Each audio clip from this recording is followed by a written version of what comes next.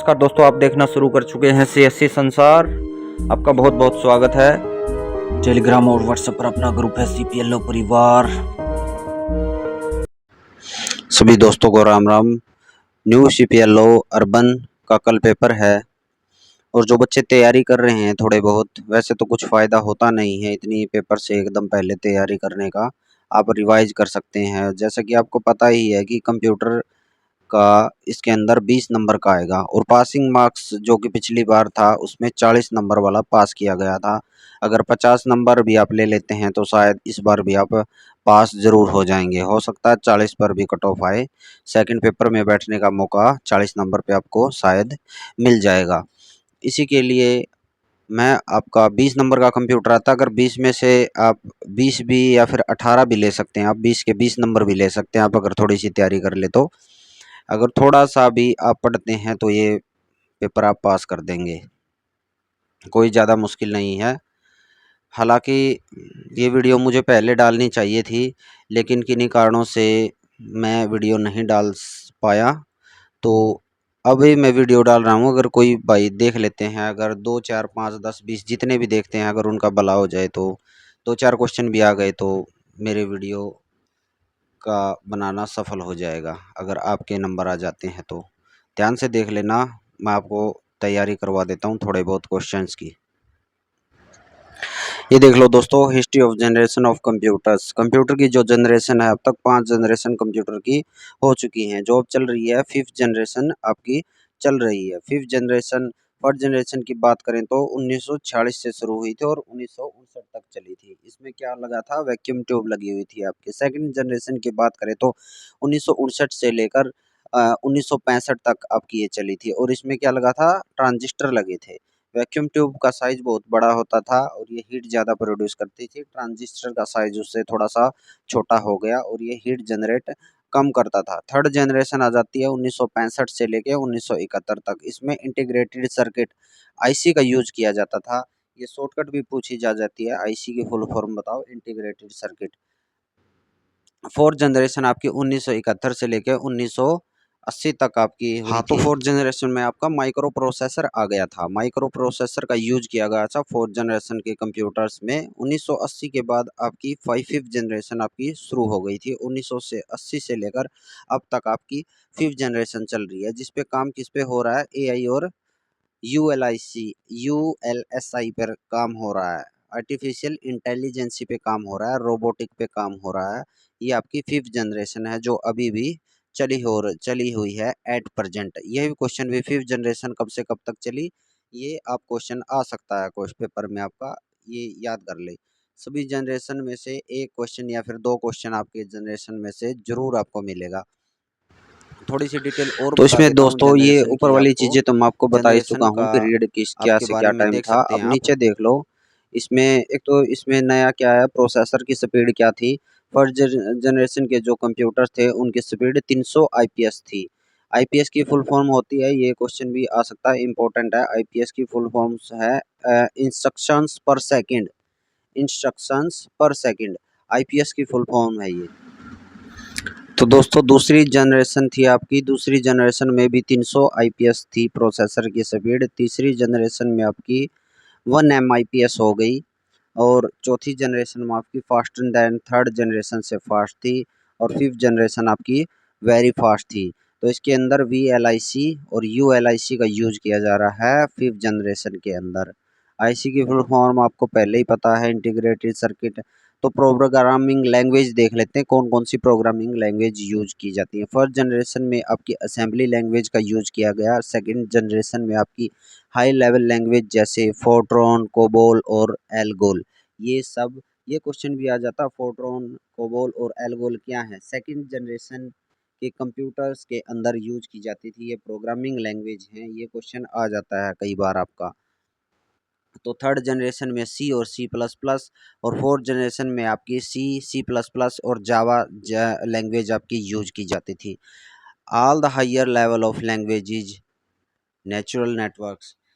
Fifth generation के अंदर आपकी एसक्यूएल वगैरह जो हाई जनरेशन लेवल की लैंग्वेज है वो आ जाती है, नेचुरल नेटवर्क्स, ये सारी लैंग्वेज आपकी आ जाती हैं 5th जनरेशन के अंदर। एक बार एग्जांपल ऑफ कंप्यूटर और देख लीजिए आप, कौन सी जनरेशन में कौन से कंप्यूटर आए थे। ठीक है, फर्स्ट जनरेशन में आपका यूनिवैक और ईडीवैक ये कंप्यूटर आपके आए थे। ये क्वेश्चन में पूछा जा सकता है यूनिवैक कौन सी जनरेशन का कंप्यूटर है। फर्स्ट जनरेशन का कंप्यूटर है यूनिवैक। सबसे पहला कंप्यूटर कौन सा था? यूनिवैक। ये सारे क्वेश्चन ऐसे ऐसे क्वेश्चन पूछे जा सकते हैं आपको। दूसरी जनरेशन में कौन से कंप्यूटर आए? IBM 1401, IBM 7094, CDC 3600, D UNIVAC 1108, ये सारे कंप्यूटर आपके हैं सेकंड जनरेशन के, आप याद कर सकते हैं इनको। थर्ड जनरेशन जो आपकी आई थी IBM 360 सीरीज, IBM के कंप्यूटर आए थे 1900 सीरीज वाले कंप्यूटर, ये थर्ड जनरेशन के कंप्यूटर हैं। और फोर्थ जनरेशन में आपके पेंटिनम सीरीज, मल्टीमीडिया, ये सारे आपके हैं ड्यूल कोर टू ड्यूल, ये सारे कंप्यूटर आपके फोर्थ जनरेशन में आए थे। फिफ्थ जनरेशन के कंप्यूटर हैं आर्टिफिशियल इंटेलिजेंस और रोबोटिक, ये वाले कंप्यूटर आपके फिफ्थ जनरेशन के कंप्यूटर्स हैं। ये थी जानकारी कंप्यूटर जनरेशन की दोस्तों। इसमें से 2 या 3 क्वेश्चन आपको ज़रूर निकल कर आएंगे। अगर आपके क्वेश्चन आ जाते हैं तो मेरा वीडियो बनाना सफल हो जाता है। ठीक है, और देख लेते हैं दोस्तों आगे। थोड़ी बहुत शॉर्टकट कीज बता देता हूँ आपको, शायद आ जाए पेपर में कोई शॉर्टकट की। MS वर्ड के अंदर यूज होने वाली शॉर्टकट कीज आप देख सकते हैं। Ctrl+A से होता है सिलेक्ट ऑल, आपका जो भी डॉक्यूमेंट जिस पर आप काम कर रहे हैं, जिस भी पेज पर आप हैं, तो आपका सारा ऑल सिलेक्ट हो जाएगा, सारे के सारे वर्ड आपके Ctrl+A से। और दूसरा आ गया आपका Ctrl+B, इससे होता है बोल्ड। बोल्ड मतलब मोटे, थोड़े से आपके है ना जो वर्ड होते हैं वो थोड़े मोटे हो जाते हैं बोल्ड से। और Ctrl+C से होता है कॉपी, जो भी आपका वर्ड लिखा होता है कॉपी हो जाती है उसकी, आप कॉपी करने के बाद जहां मर्जी आप पेस्ट कर सकते हैं। Ctrl+V से होता है आपका पेस्ट। और Ctrl+D से आते हैं आपके फ़ॉन्ट। फ़ॉन्ट मतलब जैसे किस प्रकार से लिखेंगे आप, एरियल ब्लैक, एरियल इस तरह होता है ना, वो आपका Ctrl+D से आ जाएंगे आपके फ़ॉन्ट। फ़ॉन्ट आपने कौन सा चूज करना है। Ctrl+E से क्या होता है, ई से सेंटर में आ जाता है, वर्ड लिखते हैं ना तो बीच से शुरू हो जाते हैं लिखने, वो सेंटर में आ जाता है वर्ड। आगे आ जाता है दोस्तों Ctrl+F। Ctrl+F से आप फाइंड कर सकते हैं। अगर मान लो बहुत सारे वर्ड एक पेज पे लिखे हुए हैं, आपको फाइंड करना है अमित, उसके अंदर लिखा हुआ है, तो Ctrl+F दबाएंगे, उसके अंदर लिख देंगे, जितने भी उसके अंदर अमित होंगे आपको शो कर जाएगा। एंटर के बाद नेक्स्ट नेक्स्ट नेक्स्ट आप चलते रहेंगे। उसके बाद ये फाइंड करने के लिए कोई वर्ड आपको नहीं मिल रहा, ढूंढने में मुश्किल हो रही है, तो Ctrl+F दबाकर आप फाइंड कर सकते हैं, कुछ भी फाइंड करना चाहें तो।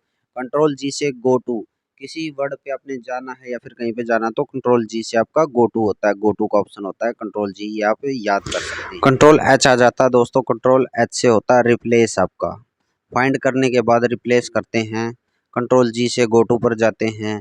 ठीक है, रिप्लेस करने के लिए Ctrl+H दबाएंगे आप। जिस तरह के क्वेश्चन आते हैं आगे देख लो, क्यों क्यों, ये इस तरह के क्वेश्चन आपके आएंगे। Ctrl+M से क्या होता है, Ctrl+M is used for left indent, left पर चला जाएगा आप तक का। तो to delete one word to the left, left से डिलीट करने के लिए कोई वर्ड लेफ्ट से डिलीट करना है तो उसके लिए Ctrl+बैकस्पेस, कंट्रोल दबा के बैकस्पेस का बटन दबा देंगे तो डिलीट हो जाएगा। ये थी कुछ शॉर्टकट कीज। आगे देखते हैं दोस्तों, ये चीज़ें मैं आपको बता ही चुका हूँ। Ctrl+C से कॉपी होता है, Ctrl+V से पेस्ट होता है, Ctrl+X से कट होता है, Ctrl+A से सिलेक्ट ऑल होता है, Ctrl+R से रिफ्रेश होता है पेज, Ctrl+L से हाईलाइट URL होता है, Ctrl+F से फाइंड होता है, Ctrl+S से सेव होता है, Ctrl+P से प्रिंट होता है, Ctrl+T से न्यू टैब आ जाता है, Ctrl+W से क्लोज टैब होता है और Ctrl+Z से अंडो हो जाता है। ये है शॉर्टकट कीज। फटाफट कुछ फुल फॉर्म्स और आपको बता देता हूँ, शायद इनमें से भी एक दो क्वेश्चन आपका आ जाए। रोम क्या होती है, ROM, रोम रोम होती है रीड ओनली मेमोरी। रैम क्या होती है, रैंडम एक्सेस मेमोरी। CPU क्या होता है, सेंट्रल प्रोसेसिंग यूनिट। URL क्या होता है, यूनिफॉर्म रिसोर्स लोकेटर। USB क्या होता है, यूनिवर्सल सीरियल बस। ये याद कर लेना, 100% क्वेश्चन आएगा USB वाला। यूनिवर्सल सीरियल बस, यूनिवर्सल सीरियल बस। ये क्वेश्चन आप याद कर लेना। यूएसबी का क्वेश्चन पिछली बार आया था, अब की बार भी जरूर आएगा। वायरस भी याद कर लेना। अब वायरस क्या होता है, वायरस पे पहुंच गए थे दोस्तों। Vital information resource under the seas, ये आपका वायरस की फुल फॉर्म होती है। टीसीपी क्या होता है, ट्रांसमिशन कंट्रोल प्रोटोकॉल। यूपीएस क्या होता है, अनइंटरप्टेबल पावर सप्लाई। साटा क्या होता है, serial advance technology attachment. RAM क्या होता है, रैंडम एक्सेस मेमोरी। एसएमपीएस क्या होता है, switch mode power supply. CD क्या होता है, कॉम्पैक्ट डिस्क। डीवीडी क्या होता है, डिजिटल वर्सेटाइल डिस्क। सीआरटी क्या होता है, कैथोड रे ट्यूब। डीईसी क्या होता है, डिजिटल इक्विपमेंट कॉरपोरेशन। एसएपी क्या होता है, system application and product. PNG क्या होता है, पोर्टेबल नेटवर्क ग्राफिक्स। आईपी क्या होता है, इंटरनेट प्रोटोकॉल। जीआईएस क्या होता है, ग्राफिकल इंफॉर्मेशन सिस्टम। डीडीएस क्या होता है, डिजिटल डाटा स्टोरेज। सीएडी क्या होता है, कॉम्पैक्ट एडिड डिजाइन। इनमें से भी एक क्वेश्चन आपका जरूर आएगा, याद कर लेना अच्छे से, दोबारा दोबारा देख के याद कर लेना, इनमें से क्वेश्चन जरूर आएगा। ये मैं सारी चीज़ें आपको पहले ही बता चुका हूँ। अनटाइटल्ड नोटपैड में से लिया गया है। नोटपैड के एडिट टूल के अंदर कौन कौन सी की होती हैं याद कर लो। Undo, cut, copy, paste, delete, search, find next, find previous, replace, go to, select all, date and time. ये सारी शॉर्टकट कीज होती हैं आपकी नोटपैड के अंदर। फॉर्मेट आपका इस फाइल के अंदर क्या क्या होती है, एडिट के अंदर क्या क्या होती है, फॉर्मेट के अंदर, व्यू के अंदर, हेल्प के अंदर आपकी एडिट की सारी चीज़ें हैं। एडिट के अंदर क्या क्या होता है ये चीज़ें एक बार देख लो। कंट्रोल जेड से क्या होता है, अंडो। कंट्रोल एक्स से कट होता है आपका, कॉपी होता है कंट्रोल सी से। पेस्ट क्या कहाँ से होता है, कंट्रोल वी से। डिलीट कहाँ से होता है, डेल से। सर्च विद बिंग या फिर search with internet explorer. Internet चलाने के लिए कंट्रोल ई होता है आपका। फाइंड करने के लिए कंट्रोल एफ। फाइंड नेक्स्ट के लिए F3 और फाइंड प्रीवियस के लिए शिफ्ट F3। रिप्लेस के लिए कंट्रोल एच। गो टू के लिए कंट्रोल जी। सिलेक्ट के लिए कंट्रोल ए और डेट एंड टाइम के लिए कंट्रोल F5। ये चीज़ें आपको मैं पहले भी बता चुका हूँ दोस्तों। ये मेरे जितने क्वेश्चन है 20 नंबर का कंप्यूटर का आएगा। 20 में से अगर आप मेरी वीडियो ध्यान से देख लेते हो तो मैं 5 क्वेश्चन गारंटी देता हूँ, 5 क्वेश्चन इसी में से आएंगे आपके। लिख के ले लो, 5 क्वेश्चन आपके आएंगे, जरूर आएंगे।